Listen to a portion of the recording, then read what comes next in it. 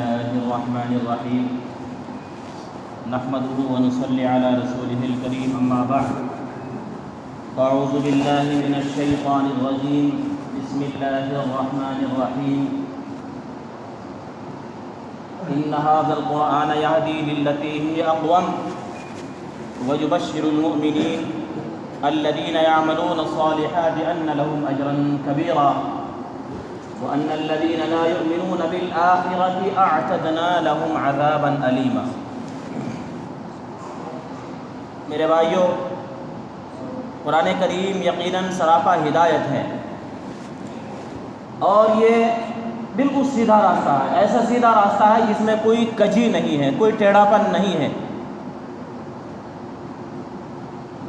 جانے انجانے میں آدمی سیدھے راستے سے ہٹ جاتا ہے، لیکن اگر قرآن کے راستے پر چلتا ہے تو وہ سیدھے ہی راستے پر جاتا ہے۔ اور جو لوگ سیدھے راستے پر جاتے ہیں ان کے لیے ہدایت ہے، بشارت ہے۔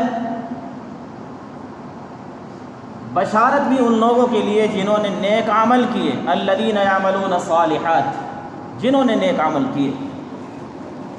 اور پھر اللہ کے یہاں ان لہم اجرا کبیرا، اللہ کے یہاں بہت بڑا اجر ہے۔ وَأَنَّ الَّذِينَ لَا يُؤْمِنُونَ بِالْآخِرَةِ، جو یوم آخرت پر ایمان نہیں لائے، اعتدنا لہم عذابا علیما، اللہ رب العزت نے ان کے لیے دردناک عذاب تیار کر رکھا ہے۔ میرے بھائیوں، ہم خوش نصیب ہیں کہ اللہ رب العزت نے ہمیں قرآن جیسی عظیم دولت عطا فرمائی۔ انسان کو اپنی قیمت کا اور اپنی قیمتی چیز کا اندازہ عام طور پر نہیں ہوتا۔ خدا نخواستہ جب وہ وقت چلا جاتا ہے یا خدا نخواستہ اگر وہ دولت چھن جائے تب انسان کو اس کی قدر و قیمت کا اندازہ ہوتا ہے۔ مثال کے طور پر ہمیں اللہ رب العزت نے 2 آنکھیں دی ہیں، ہمیں اس کی قدر ہو نہ ہو، لیکن جس کے آنکھیں نہیں ہیں، پہلے آنکھیں تھیں اب نہیں ہیں، اس سے پوچھو آنکھ کی قیمت کیا ہوتی ہے۔ ہمیں اللہ نے دونوں ہاتھ مضبوط دیے ہیں، خدا نخواستہ اگر دونوں ہاتھ نہ رہیں پھر پتہ چل جائے گا کہ ایک ہاتھ کی اور دونوں ہاتھ کی قیمت کیا تھی۔ ساری دنیا ایک طرف کھڑی ہو جائے اور یہ کہے کہ بھائی ہاتھ مجھے دے دو، ساری دنیا لے لو، ہاتھ نہیں رہے گا، کھائے گا کیسے، پیے گا کیسے، چلے آدمی ضروریات کو کیسا پورا کرے گا۔ آنکھیں نہ ہوں تو اس کے لیے دنیا کی چیزیں سب ادھیر تاریک ہے، اور پیر نہ ہوں تو انسان سوچے گا پیر والوں کو۔ بہرحال اللہ رب العزت نے جو ہر چیزیں اللہ نے ہمیں عطا کی ہیں بیش قیمت ہیں، جن کی کوئی قیمت نہیں۔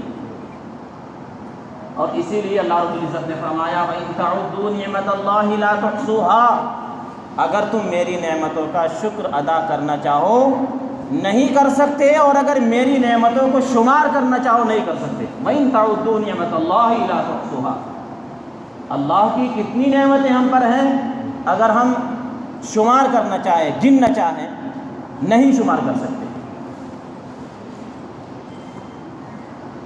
میرے بھائیوں، رمضان کا مبارک مہینہ اب آ رہا ہے، ہمیں اس کے لیے پہلے سے تیار رہنا چاہیے، کمر بستہ ہونا چاہیے۔ اللہ کے نبی علیہ السلام نے صحابہ کرام سے فرمایا اپنی کمر کس لو۔ صحابہ کرام کہنے لگے یا رسول اللہ کہیں محاذ پر جانا ہے؟ فرمایا نہیں، رمضان کا مبارک مہینہ آ رہا ہے، اپنے آپ کو اس کے لیے پہلے ہی تیار کر لیں۔ رمضان کا روزہ ہے، اس کی تراویح ہے، تلاوت کلام رحمان کا معمول ہے۔ اب ہمارے یہاں آپ کو معلوم ہے کہ تقریباً کم و بیش 15 سال پہلے حافظوں کو بلا کر دوسری جگہوں سے لانا پڑتا تھا سنانے کے لیے۔ جب سے الحمدللہ مدرسے کی نظام چلے، مدرسے کی بہتات ہوئی، تو آج حافظوں کے لیے سنانے کی جگہ تلاش کرنا مشکل ہو گئی۔ یہ بہتر بات ہے کہ آپ اپنے گھروں میں قرآن کریم کو تراویح میں سن لیتے ہیں، اگرچہ مسجد میں ہی سننا افضل ہے، لیکن اگر آپ اپنے گھر میں بھی قرآن کریم کو تراویح کے اندر سنتے ہیں، میرے بھائیوں، قرآن کہتا ہے وَرَتِّلِ الْقُرْآنَ تَرْتِيلًا، قرآن کو صاف صاف ٹھہر ٹھہر کر پڑھیں، یہ قرآن کا حکم ہے۔ عام طور پر جتنے بھی قرآن ہیں، قرآن کے پہلے ہی صفحے پر اس کی جلد پر شروع میں لکھا رہتا ہے وَرَتِّلِ الْقُرْآنَ تَرْتِيلًا، جس کا مطلب قرآن کو صاف صاف ٹھہر ٹھہر کر پڑھیں۔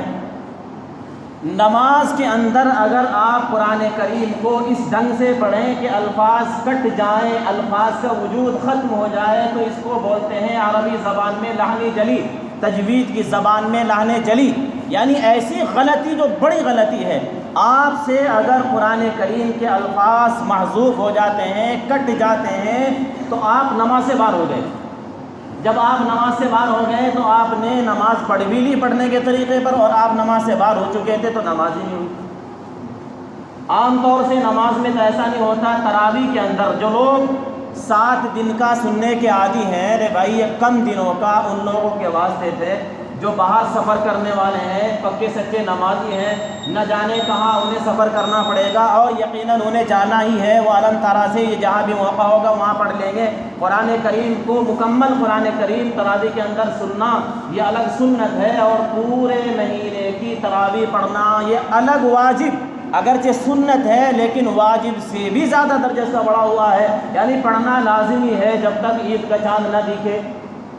اب 7 دن کے پڑھنے کا جو مزاج بنا ہے، گرمی کا موسم ہے، دن میں روزہ رکھنا ہے، آدمی بہرحال ٹوٹ بھی جاتا ہے، تھکان بھی ہوتی ہے، سستی بھی انسان کے اندر آتی ہے، اور 7 دن میں 3.5 یا 4 یا 5 پارے آپ ریل پہ جو پڑھتے ہیں اور سنتے ہیں، تو سننے والے بھی لعنتی ہیں اور پڑھنے والے بھی لعنتی ہیں، سنانے والے پر بھی اللہ کی لعنت ہے۔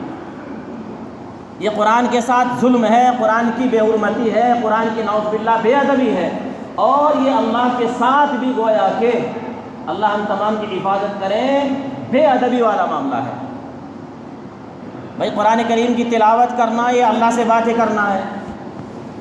آپ کسی افسر کے پاس جائیں اور افسر کے پاس جانے کے بعد آپ اس انداز میں بات کریں کہ بات سمجھ میں نہ آئے۔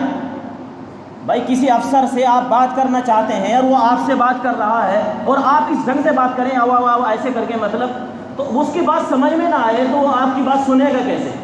اور جب وہ سنے گا نہیں اور آپ کو کہے گا بھی صاف بولو، صاف بات بتاؤ، مجھے سمجھ نہیں آ رہی، آپ صاف نہیں بولیں گے تو کیا کرے گا؟ کان پکڑ کے باہر نکال دے گا۔ یہ مذاق ہے نا، یہ بھئی افسر کے ساتھ مذاق ہے، آپ اس کی بے ادبی کر رہے ہو، آپ اس کو اپنی بات کہہ رہے ہو اور پھر اس ڈھنگ سے کہہ رہے ہو کہ سمجھ نہیں پا رہے ہیں، ایسی بات کہنے کا کیا فائدہ؟ تو بجائے ثواب کی آپ کو نقصان ہو جائے گا۔ قرآن کریم جب آپ پڑھتے ہیں تو گویا اللہ کو سناتے ہیں، اللہ کو اپنی بات بتا رہے ہیں۔ الحمدللہ رب العالمین، اے اللہ تمام تعریفیں تیرے لیے ہیں جو سارے جہانوں کا، دونوں جہاں کا پالنے والا ہے۔ الرحمن الرحیم، اے اللہ آپ بڑے رحمان ہیں، بڑے رحیم ہیں۔ مالک یوم الدین، اے اللہ آپ یوم جزا کے مالک ہیں۔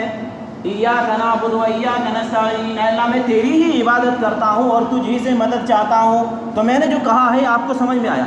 ہم نے یہ اللہ سے کہا ہے، اور یہ اللہ کو ہم نے اس ڈھنگ سے کہا ہے کہ صاف ہے بالکل۔ تو اس ڈھنگ سے اگر تراویح کے اندر قرآن سنا جائے گا تو اس کے فوائد ہوں گے، نہیں تو پھر یہ قرآن ہمارے لیے آفتوں مصیبتوں کا ذریعہ بن جائے گا۔ اب 10 دن میں اگر آپ قرآن سنتے ہیں تو 3 سپارے آپ پڑھیں گے، 3 سپاروں میں عام طور پر 2.5 گھنٹے یا 2 گھنٹے کم سے کم لگنے چاہیے۔ 1.5 گھنٹے سے پہلے اگر 20 تراویح اور 3 سپارے ہوتے ہیں تو یہ پتہ چلے کہ سننے والوں کو پتہ نہیں چلا اور پڑھنے والے کو بھی پتہ چلا کہ میں کہاں سے کہاں پہنچ گیا۔ ایک لفظ کے بدلنے سے ترجمہ اور معنی بدل گیا، نماز سے باہر ہو گئے۔ الفاظ کو کاٹنے سے معنی بدل گئے، مطلب سمجھ میں نہیں آیا، مطلب کٹ گیا، نماز سے باہر ہو گئے۔ تو 7 دن کی تراویح پڑھنے سے فائدہ کیا ہوا؟ اس سے بہتر آپ علم طرح سے پڑھ لیتے۔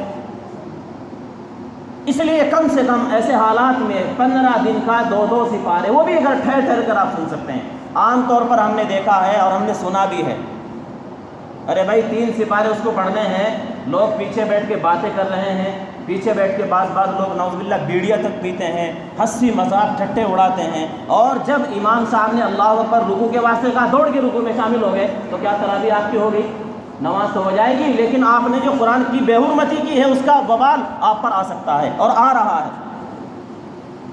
ایک ایک لفظ اگر آپ کا تراویح میں امام کے ساتھ نماز کی حالت میں اگر آپ نے سنا ہے تو آپ کا قرآن مکمل ہوگا، اگر ایک لفظ آپ کو چھوٹ گیا تو آپ کا قرآن ناقص ہو چکا ہے۔ امام کے ساتھ اللہ اکبر نے آپ نے نہیں کہا، پس و پیش رہے، اور امام صاحب نے آگے پڑھنا شروع کر دیا، تو آپ نماز سے باہر تھے، چاہے آپ نے سن لیا لیکن پورا قرآن آپ کا ہوا ہی نہیں۔ ارے بھائی رمضان ایسا تو ہے نہیں، یہ تو زندگیوں میں بہت تھوڑی زندگی ہے ہماری، اور بھائی یہ سال میں کتنے لوگ پچھلے سال تھے اب ہے نہیں، کون ہے اور کون نہیں رہے گا، تو بھائی نماز کو نماز کے طریقے سے پڑھیں۔ 10 دن کا سننے والے 7 دن کا سننے والے اپنی ترتیب بدلیں، کم سے کم 15 دن کا قرآن کریم اپنے گھروں میں آپ کرائیں اور صاف آپ پڑھیں۔ جب قرآن نے ہمیں کہا ہے ورتل القرآن ترتیلا، اب ہماری ذمہ داری ہے، ہمارے ذمہ میں فرض عین ہے کہ ہم قرآن کو اسی ڈھنگ سے پڑھیں جس ڈھنگ سے وہ قرآن نازل ہوا ہے، اس کا ایک لفظ بھی محذوف نہ ہو جائے، نہیں تو پھر یہ قرآن ہمارے لیے وبال ہو۔ اسی لیے فرمایا کہ یضل بہ کثیرا ویہدی بہ کثیرا، اسی قرآن سے بہت سارے لوگ ہدایت پر آ جاتے ہیں اور بہت سارے لوگ اس سے گمراہ ہو جاتے ہیں۔ وما یضل بہ الا الفاسقین، نہیں گمراہ ہوتے مگر فسق کرنے والے، کھلم کھلا گناہ کرنے والے۔ تو یہ کھلم کھلا گناہ ہے قرآن کریم کے ساتھ۔ سے میرے بھائیوں ہم انشاءاللہ ارادہ کریں کہ کم دنوں کا نہیں سنیں گے، یا کم دنوں کا اگر سن رہے ہیں اس ڈھنگ سے سنیں گے، آپ اپنے سنانے والے سے کہہ دیں گے، سنانے والے بھی اس چیز کا خیال رکھیں، نہیں تو آپ ان سے کہیں کہ بھائی صاف پڑھیں، 10 15 20 منٹ اگر فالتو لگ جائیں۔ میرے بھائیوں جب کہیں کوئی نیتا آتا ہے اور اس کا پروگرام ہوتا ہے، کئی گھنٹے ہم وہاں کھڑے ہو کر گزارتے ہیں، غیبت کرنا بھی بہت بڑا گناہ ہے، غیبت سننا بھی بہت بڑا گناہ ہے۔ کوئی نیتا، مجھے آپ اس نیتا کا نام بتاؤ جس نیتا نے آ کر دین کی، اللہ کی، اس کے رسول کی، نماز کی، یا ہماری اور آپ کی بھلائی کی یا دین کی کوئی بات کہی ہو؟ بس آنے والا دوسری پارٹی کی برائی کرے گا، آنے والا دوسرے نیتا کی برائی کرے گا۔ تو برائی کرنا بھی گناہ تھا، برائی سننا بھی گناہ تھا، اس نے بھی گناہ کیا ہے، ہم نے بھی گناہ کیا ہے، لیکن ہم نے شوق سے سنا ہے۔ اور نماز میں جب ہم اللہ کے سامنے کھڑے ہوتے ہیں، قرآن کہتا ہے وَقُومُوا لِلَّهِ قَانِتِينَ، نماز میں احترام کے ساتھ، سکون کے ساتھ کھڑے ہو جائیں، وہاں سکون ہی نہیں، رکعت لمبی ہو گئی، ہمارے لیے آفت کھڑی ہو گئی۔ تو ایسے حالات کیوں ہوئے؟ ایسے حالات اس لیے ہوئے میرے بھائیوں، ہمیں اپنے ایمان کا جائزہ لینا پڑے گا۔ یقیناً ہمارا ایمان ضعیف ہے، یقیناً ہمارا ایمان کمزور ہے۔ اس ایمان کی کمزوری کو ختم کرنے کے لیے ہمیں جد و جہد اور محنت اور تیاری خود کرنی پڑے گی۔ اللہ میری بھی اصلاح فرمائے، آپ تمام کی اصلاح فرمائے، ہم تمام کو عمل کی توفیق عطا فرمائے۔ وآخر دعوانا الحمد للہ رب العالمین۔